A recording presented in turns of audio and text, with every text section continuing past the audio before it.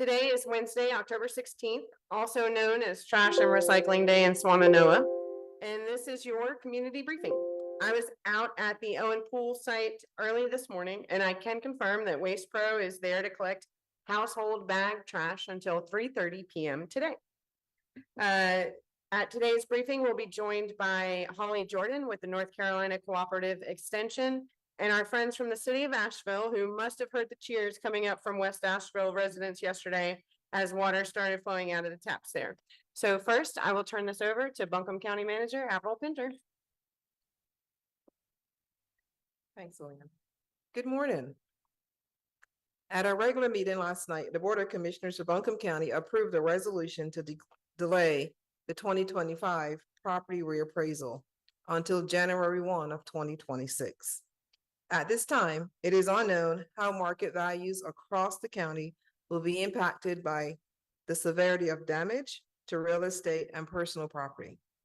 The property assessment team is in the data collection and analysis phase and will be spending the remainder of the year working diligently to ensure damaged properties, whether real estate or personal, are assessed as accurately and as equitably as possible.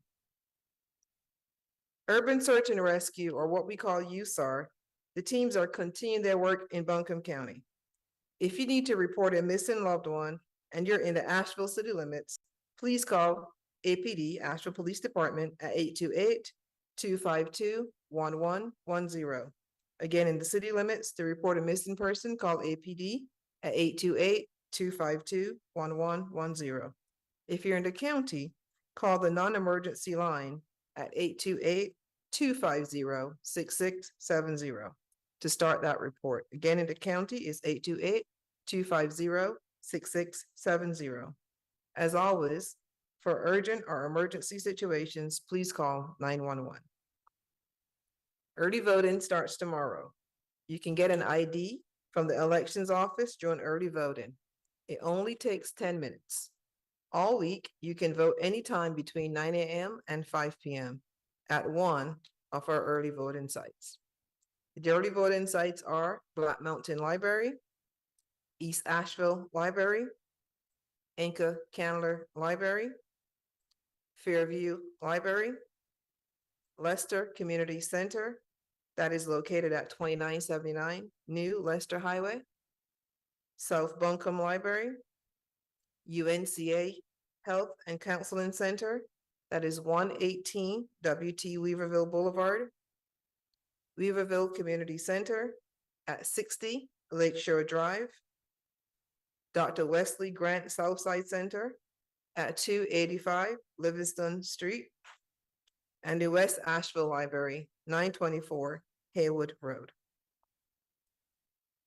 A power update from Duke. As of this morning, there's 2,040 customers remaining without power in Buncombe County. Some homes may get power and then lose it. If this happens, text OUT, O-U-T, to 57801. Again, the word to text is OUT and the number to text is 57801. You can also report it online by going to duke-energy.com/outages. So duke-energy.com/outages. Or you can call 800 Power On. That is 800-769-3766. Unfortunately, Spectrum experienced a major cut to an underground fiber line in Marion last night that was helping to connect customers in this region. So as of this morning, 31,500 customers remain offline. The crews are out and working on repairs. Many residents and businesses are turning to open burning as a means of disposal. But as our region dries out, our fire chiefs and our Asheville Buncombe Air Quality Agency urge community members not to burn. Storm debris collection is beginning, so please use the collection services that are offered. Today, debris collection trucks will be in Swannanoa, Barnersville, and outside of Woodfin. In addition to the risk of fire, smoke can cause serious health problems and pollute the air.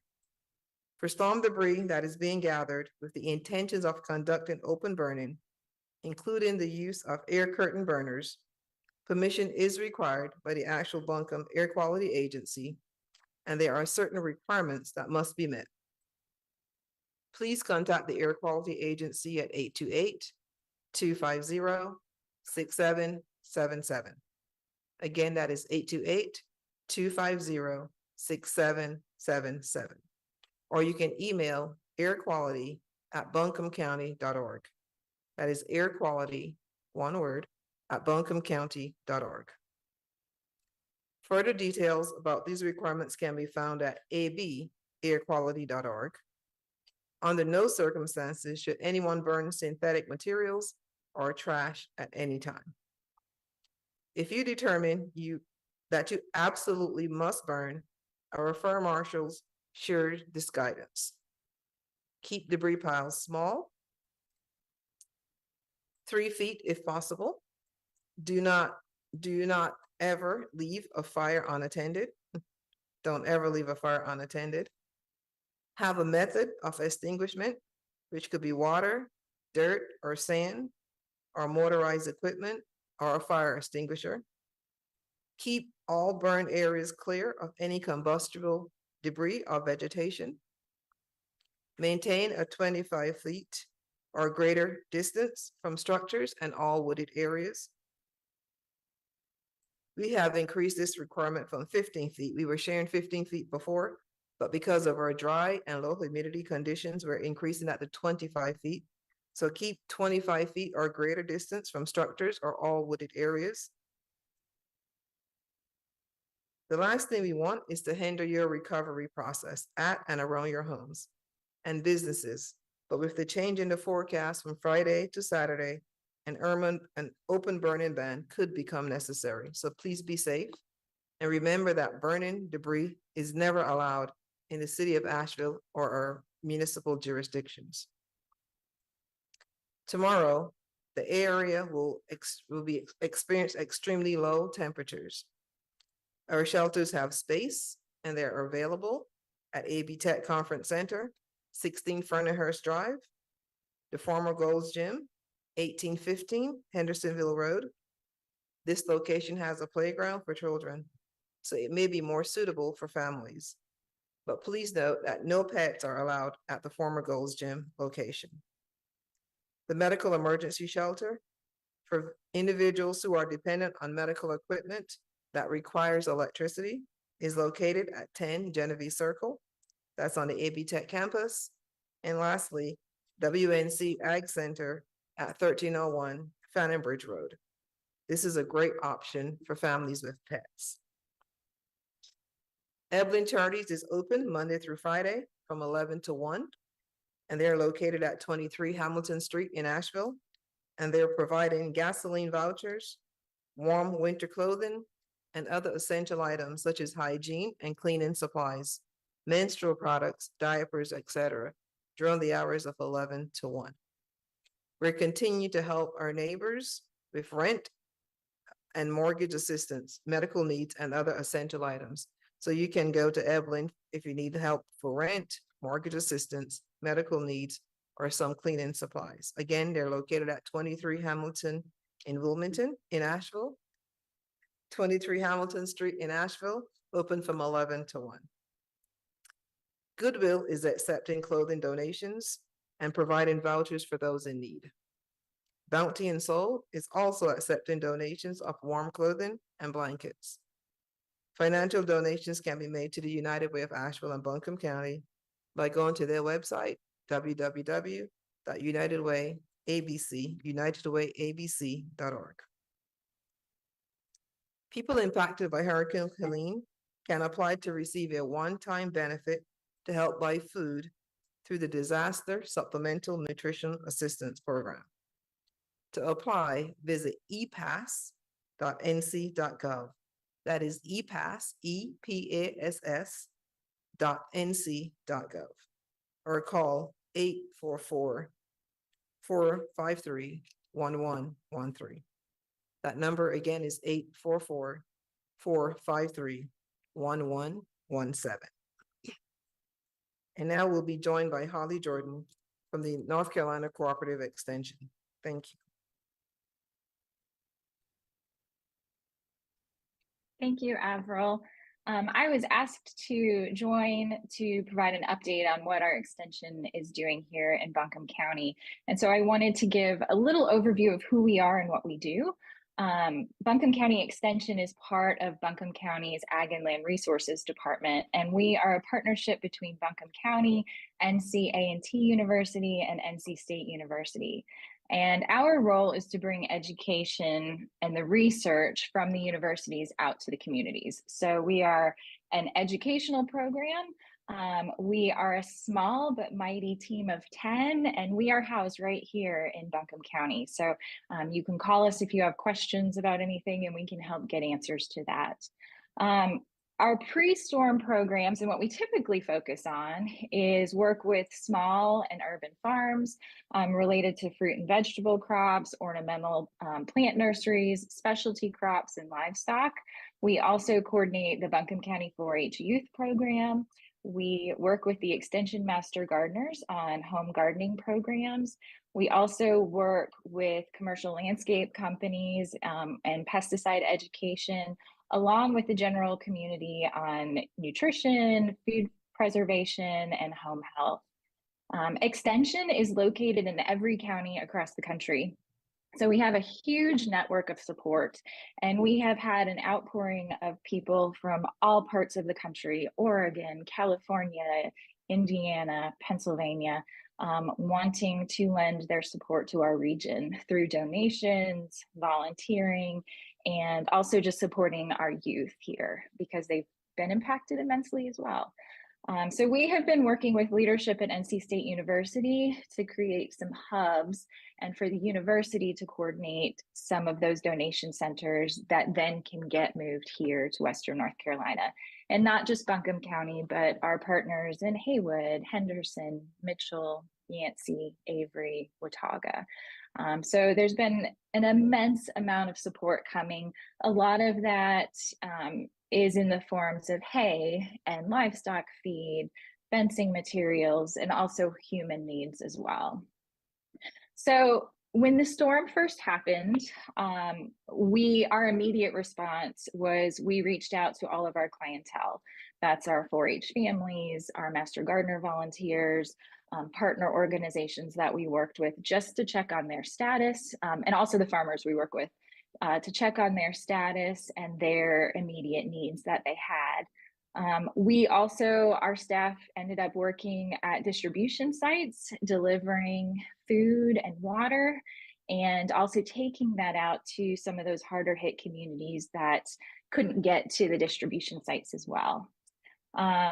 2 of our staff members actually live up in Barnardsville, so they were instrumental in helping to establish the Barnardsville pod at the Big Ivy Community Center, and then a supplemental site at the Dillingham Presbyterian Church. And so our staff has been up there taking donations to those locations, as well as Fairview and the Garin Creek area.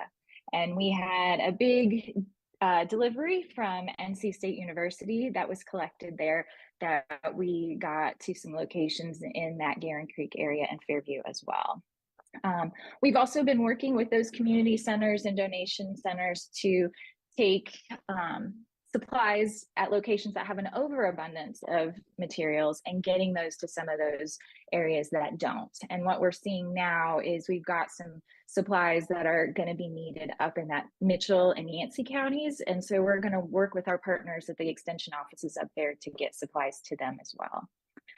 So once the human immediate needs were being taken care of, we started to work in our program areas. And that is Abby Whitaker, our livestock agent, was really involved with the Western North Carolina Regional Livestock Center in Canton to help identify immediate needs for hay and livestock feed and equipment. And she worked with people in the community and her clientele to identify drop-off points. And some of those drop-off points for supplies were able to be driven in, while some of them we worked with the National Guard and military assistance to get airdrops to those hard hit areas. We have been assisting farmers with applying for disaster grants through WNC Communities and ASAP and other organizations. We are working with researchers at the universities and our partner organizations to work on recommendations for removing toxins that were likely deposited on crops and pastures during the flood. We're reaching out to our Spanish language farming community also to make sure that their needs are met and not forgotten.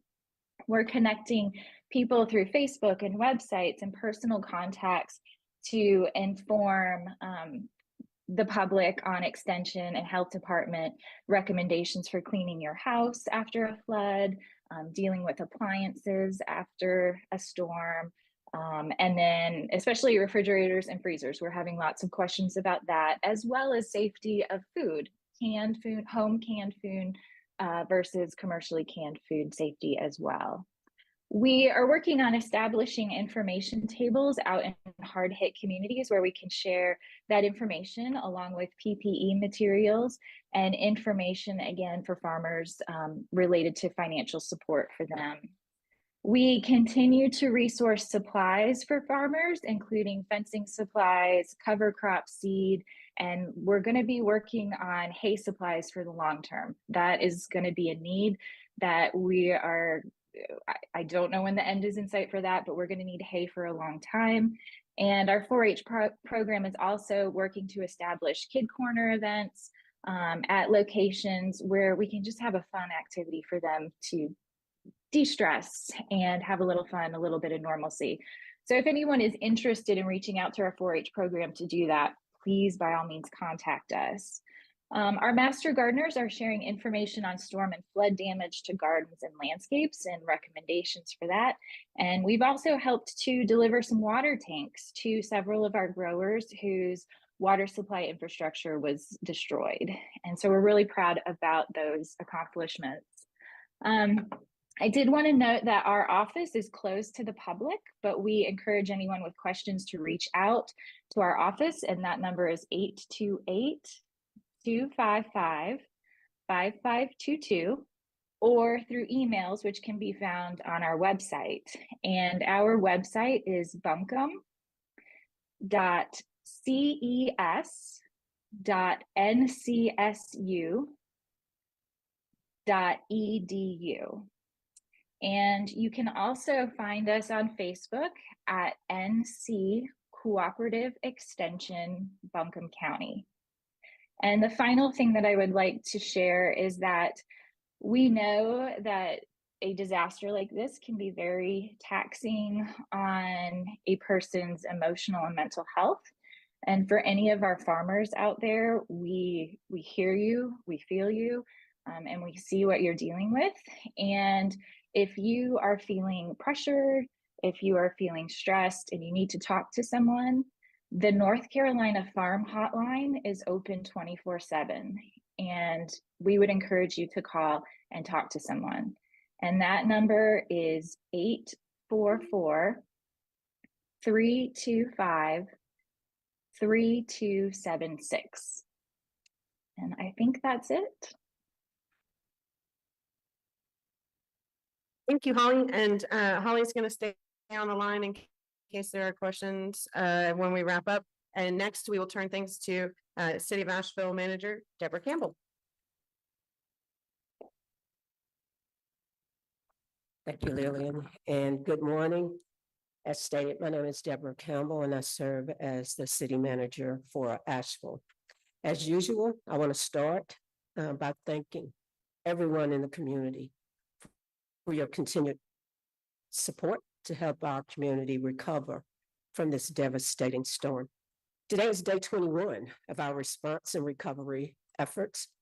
A lot of progress has been made this week, especially related to restoring water service. We've added a new community care station, and we are seeing businesses reopen. Things are improving, but as you all know, there is a lot of work to be done. But we can and we will recover and be a much stronger and resilient community. As we've moved through recovery efforts, particularly as it relates to the city of Asheville, our attention has been primarily focused on three areas: addressing the basic needs of our community with the focus on our most vulnerable populations, as well as the broader community, restoring water service and community safety. And as I mentioned on Monday, we added a fourth priority area related to debris removal and management. Also, as we did on Monday, we will start with updates on our water restoration efforts that will be presented by Assistant City Manager Ben Woody and our Water Resources Department Public Information Officer, Clay Chandler. I will come back up and close it out with a few updates on our water and meal distribution and debris removal and management efforts. I will now turn it over to Assistant City Manager Ben Woody.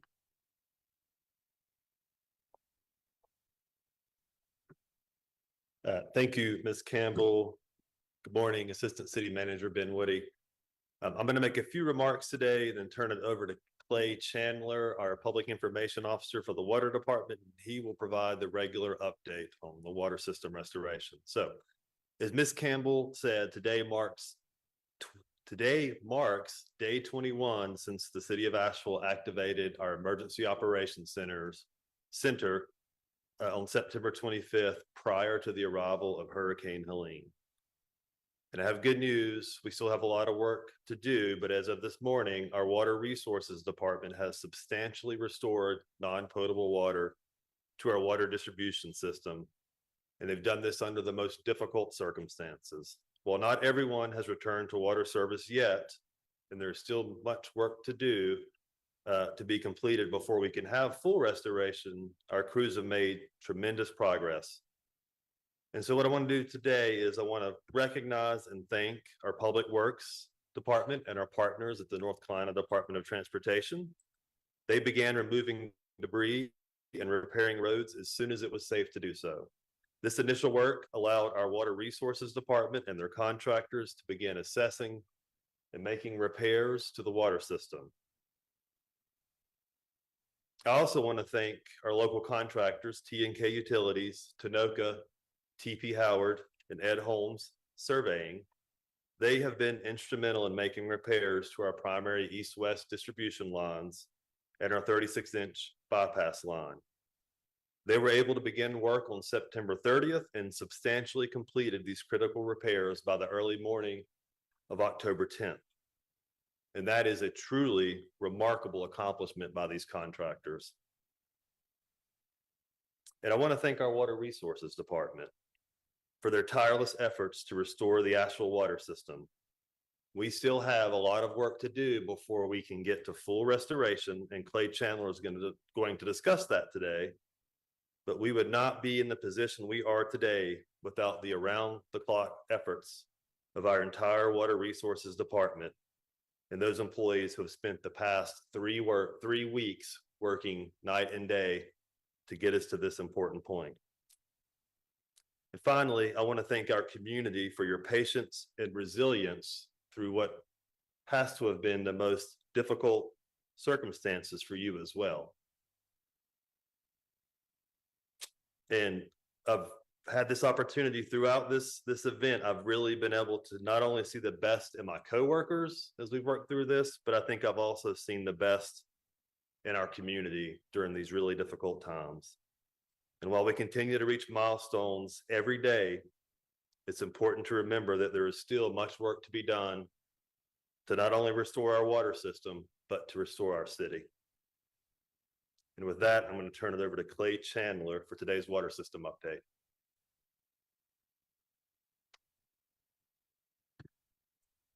Thank you, Ben. All right. So what we're looking at here is an approximate map, a map that shows the approximate areas that have service. As of yesterday, North Asheville and West Asheville began receiving water. These were sort of the last of what we call our target areas that didn't have at least some degree of water service. Now, obviously, that service will expand as system pressurizes and tanks fill and pump stations start operating. And so while that map looks pretty full, It is not meant to denote that every single person in that service area has service. That is meant to represent that substantial service has returned to those areas. And I'll talk about a couple of examples where service has not returned yet, that it might be a little bit of a lengthy process before it does. So this is the Eastmore area, in the area, Old Farm School Road, I think it is. And this was the damage on October the 15th. And so what'll happen there is that area was served by a single 6-inch line that Helene completely washed out and that crossed the Swananoa River. And so that line is going to be repaired by our partners at TP Howard, and they should begin to arrive on the site today to begin clearing all that underbrush and all the debris that you can see there. And while that's happening, a temporary pipe will be put in place to give the roughly 75 or so homes that pipe serves some reduced water pressure. I think the temporary pipe is going to be a 2-inch line. And so pressure will be lower there than it normally is. And that neighborhood experiences a little bit of an elevation change. And so obviously homes in the lower part of that neighborhood will get service back before homes in the elevated parts do. And it's important that as the homes in the lower elevations receive service, that they conserve water as much as they can, go through your normal flushing routines to deal with the sediment and all of that, but conserve as much as you can to help your neighbors up the hill. See, that's Eastmore. There's the video. So this video is going to show some pretty striking images. That's the Swananoa River as it appears now. That's where the river was before the storm.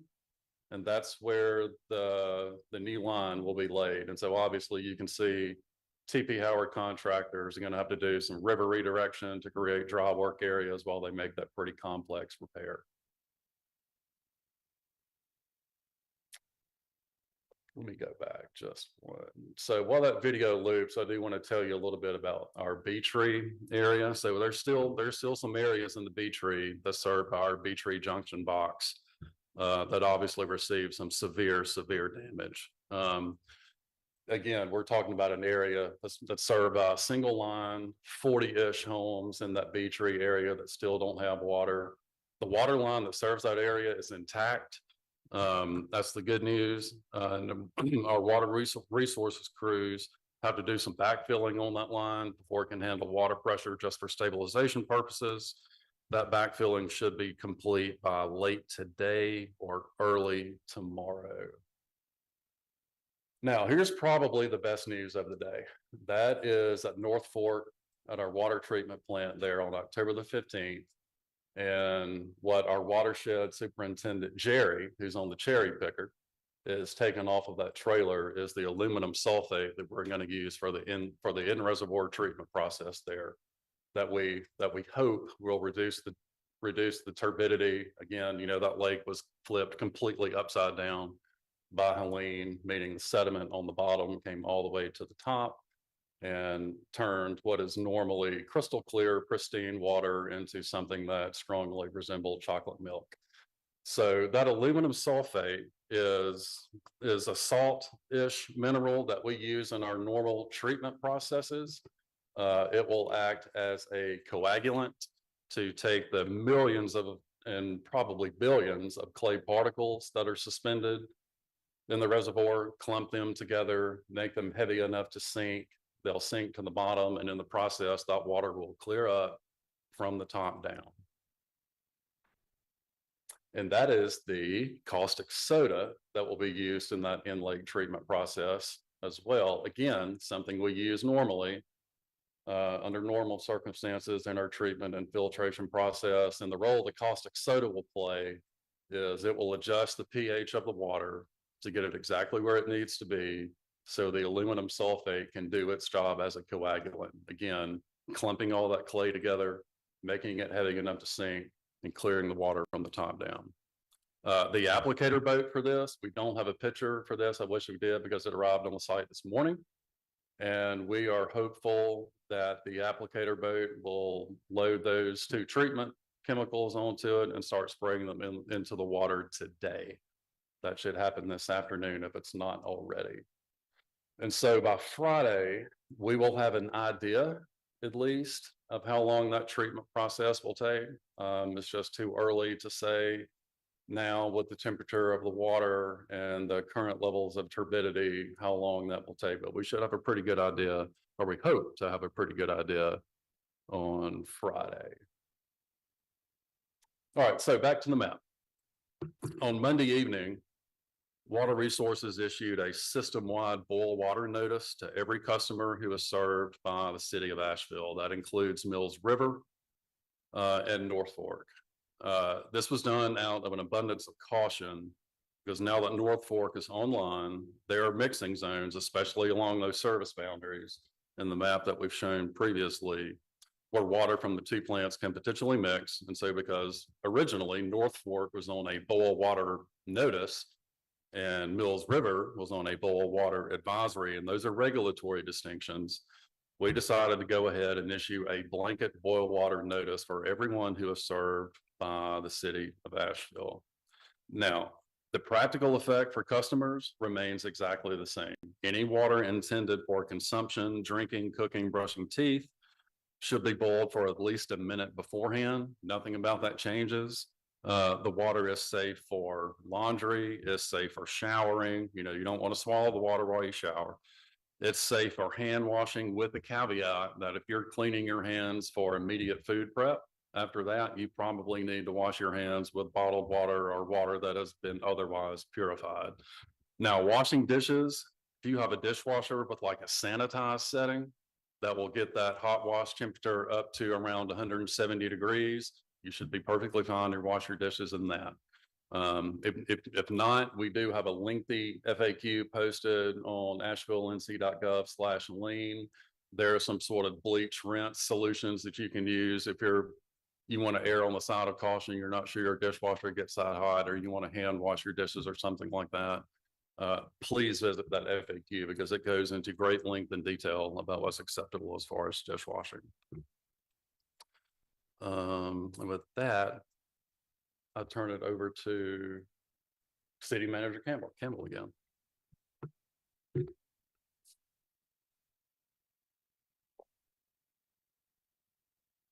Thank you, Clay.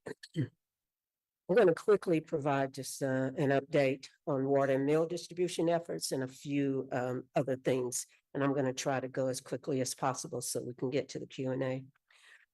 Community care stations, I mentioned this earlier. Today, Wednesday, October 16th, the city of Asheville opened a second community care station. And that station is located at 85 Tunnel Road in the Innsbrook Mall parking lot. Community care stations offer access to hot showers, laundry facilities, bathrooms, Wi-Fi, and charging stations. The Red Cross and Novant Health are also located at these stations. If you are able to bring your own soap, towels, and laundry detergent, please do so. Otherwise, laundry and hygiene products will be available to you at no cost. The stations are open from 7 a.m. to 7 p.m. Hot meals will be served between the hours of 11 a.m. to 4 p.m. The other city location is at 980 Brevard Road, the old Kmart. Currently, I think At Home Store is located there. These two stations are in addition to the Buncombe County locations at Swannanoa, Ingalls, AC Reynolds High School, and Morgan Hill Baptist Church located at 594 Barnesville Highway.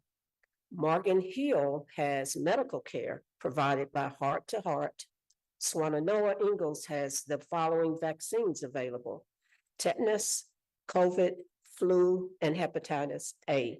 These vaccines are available daily. A new water distribution site servicing West Asheville also opened today at the Skylines Bowling Alley parking lot located at 1477 Patton Avenue. In addition to drinking water and non-potable water for flushing, food in the form of meals, ready to eat, MREs, will also be available. Now I'm going to turn to AVL alerts. If you haven't already done so, please sign up for AVL alerts. There is a link on the front page of the website at asheville.nc.gov. This is the easiest way to make sure you get timely notifications of services coming back online. For those seeking to receive these messages in Spanish, you can now sign up to receive AVL alerts. If you have already signed up for AVL alerts and would like to change the language you receive notices, you can take the following steps. Log into your account from the front of the city webpage, scroll down and click on My Information. Click on the drawn down bar under Language and select your preferred language. Then click Save. I believe this will prevent you from having notices duplicated in both English and Spanish. Debris removal. Debris collection across the city is underway. Residents can place their debris at the curb, but be sure not to block the roadway. Separate your debris into these categories: construction materials, appliances, electronics, vegetative debris like tree limbs, hazardous materials like motor oil, pesticides, or paint. Storm debris does not need to be bagged and can be placed in a pile. There will be multiple opportunities to have your debris collected. You do not have to have it all out at once. We also encourage residents not to attempt the cleanup process without proper protective equipment like long pants, safety glasses, gloves, and sturdy shoes are recommended. The city has been actively pursuing sites that meet the space and access requirements for debris staging and processing. Only contractors and city staff will be permitted to access these sites. As we activate these sites, we will comply with all environmental requirements. As mentioned on Monday, while 4 to 7 sites in strategic locations are being pursued, the first confirmed, and these are within the city of Asheville, and permitted sites to receive debris are city-owned properties located in West Asheville at 65 4th Street and Roger Former Park, located at 71 Deaverview Road. The city's ownership of these properties, along with their topography and accessibility, allowed them to become operational quickly. However, a third site has been permitted and will be located at the front 9 of the Asheville Municipal Golf Course in East Asheville. Site prep at the golf course is occurring today, and debris will be hauled to this location starting tomorrow. And as with the other sites, city staff will be conducting door-to-door outreach to notify impacted residents and businesses about the temporary debris sites. This process will continue as new sites are brought online. There will be a council meeting. The Asheville City Council will hold their next business meeting at 5 p.m. on Tuesday, October the 22nd. The meeting will take place in City Hall. Residents have the option to join the meeting in person or on the city's YouTube channel or on Spectrum Channel 193. In closing, I'd like to extend my continued thanks to the mayor and city council, all of our dedicated City of Asheville employees, our other partners in the county, state, and federal government, as well as our private and nonprofit partners who continue to work around the clock to help restore our community. I would now like to turn it back over to Lillian.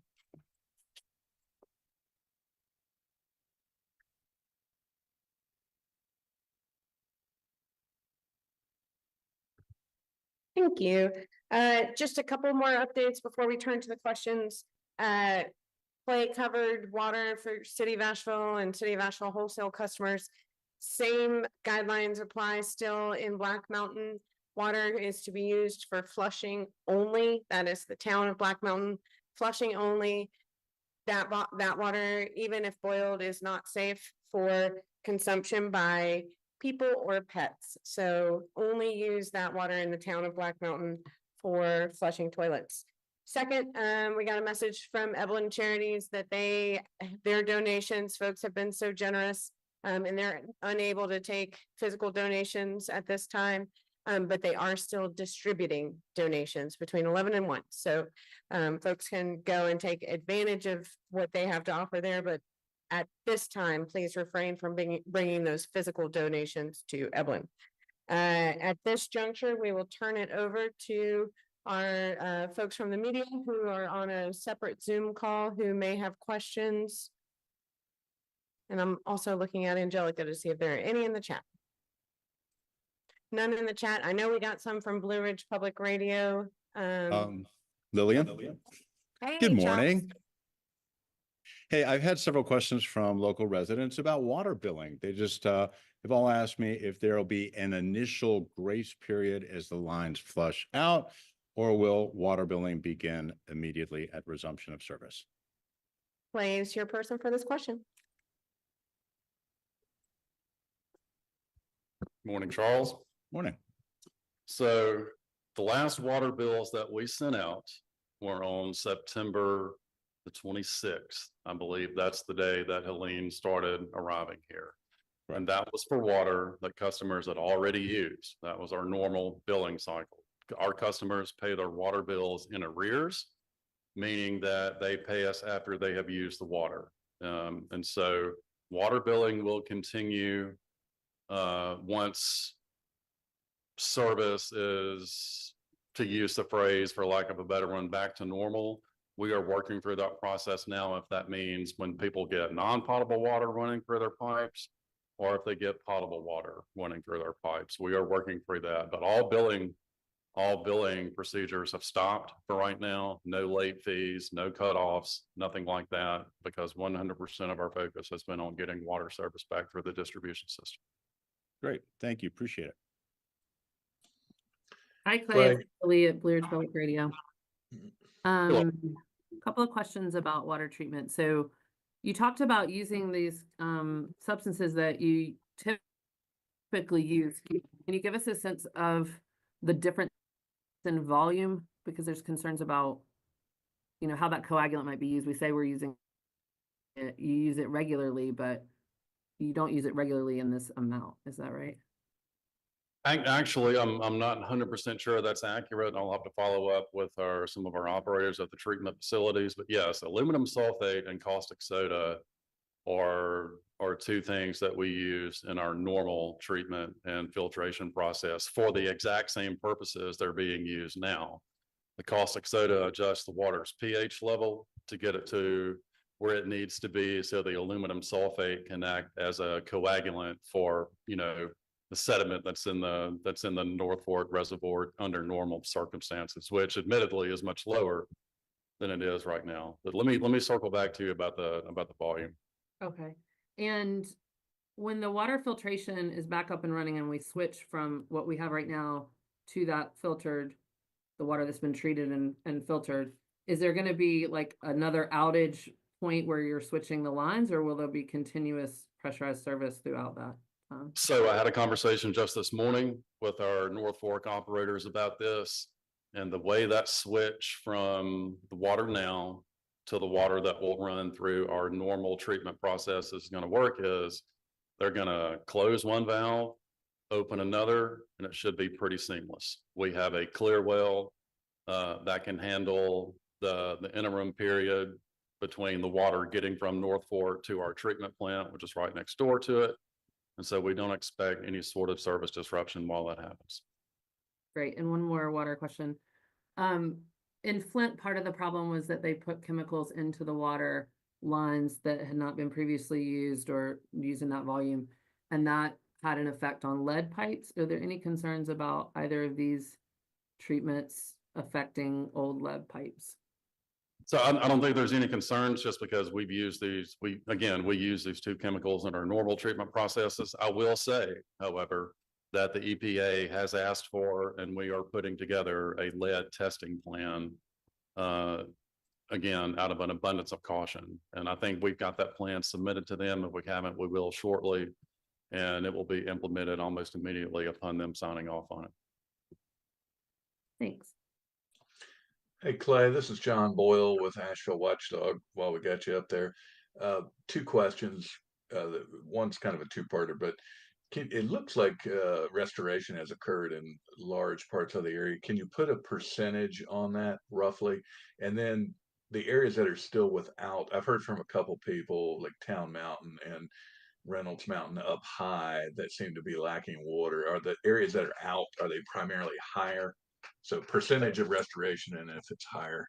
And I got one other follow for you. So percentage of restoration, I would put that probably between 75 and 80. I don't think it would be too inaccurate to label it as that.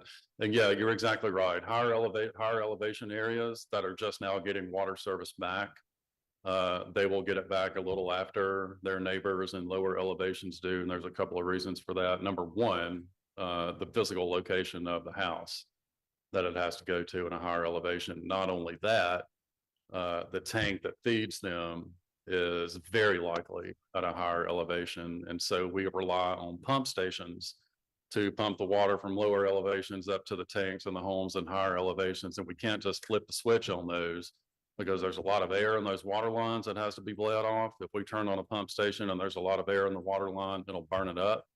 And those things are extremely expensive and extremely difficult to replace.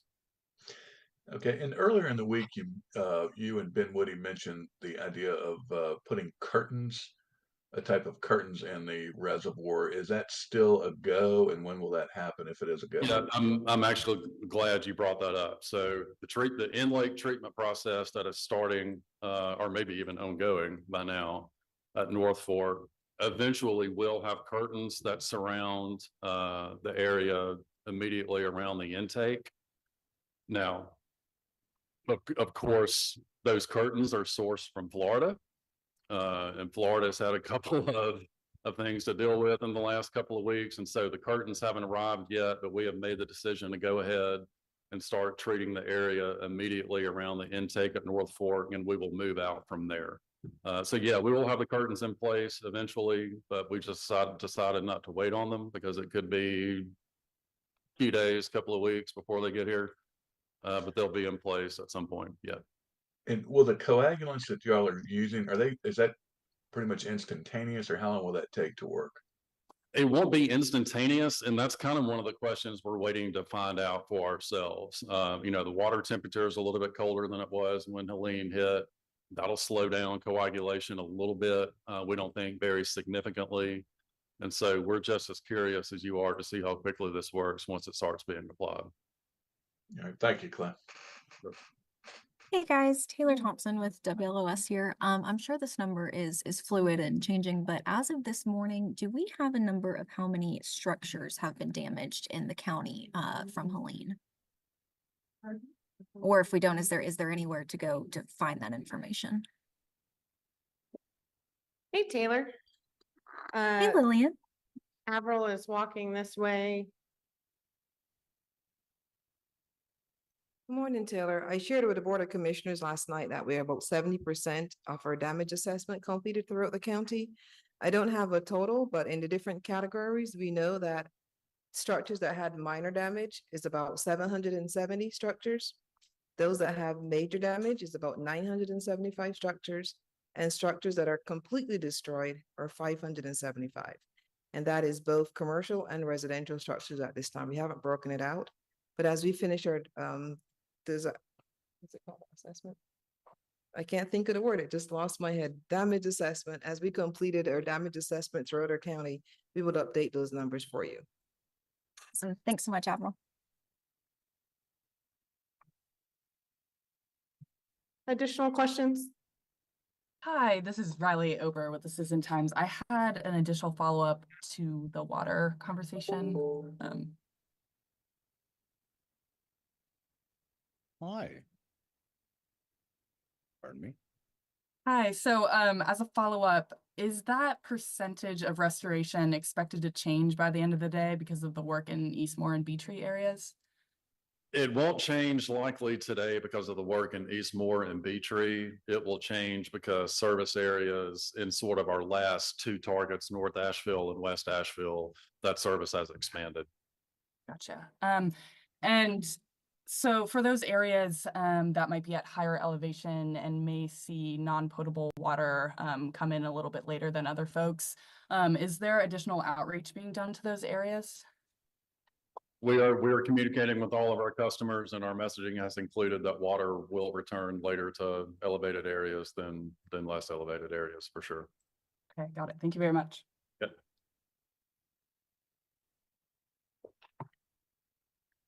Anything in the chat? When can we expect to hear more from the Buncombe County Board of Elections or Elections Director Corinne Duncan?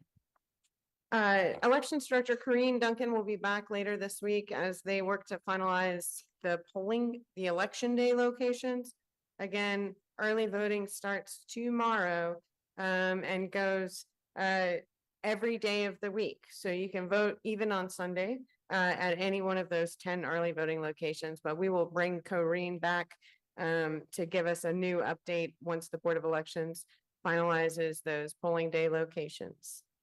I also saw a question in the social media chatter about Spectrum.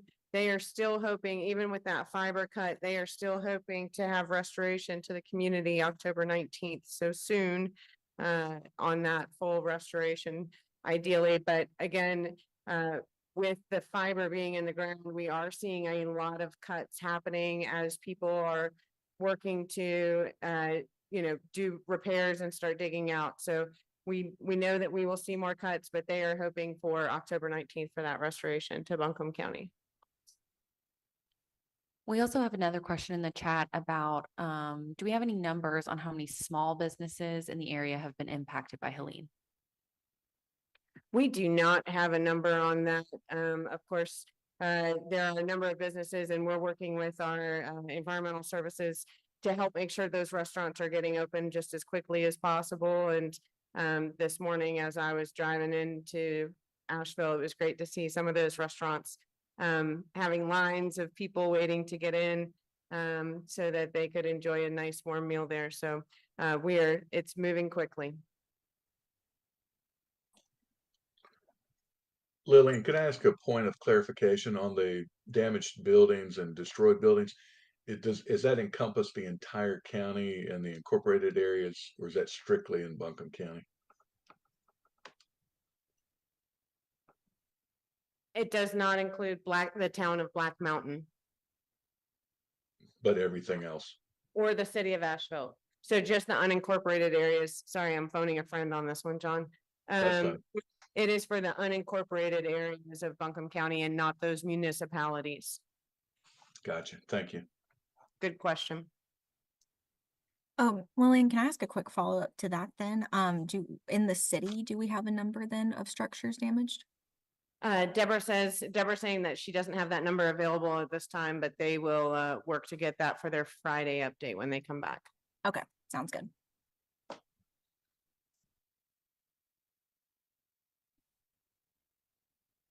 Sounds like we have no more questions in the chat. We will be back here again tomorrow at 11 a.m. We'll be excited to have our school superintendents with us to talk about plans for reopening schools. So we will have both Dr. Jackson and Dr. Furman here with us tomorrow for that school update. And so we will look forward to seeing everyone back here again. Same time, same channel.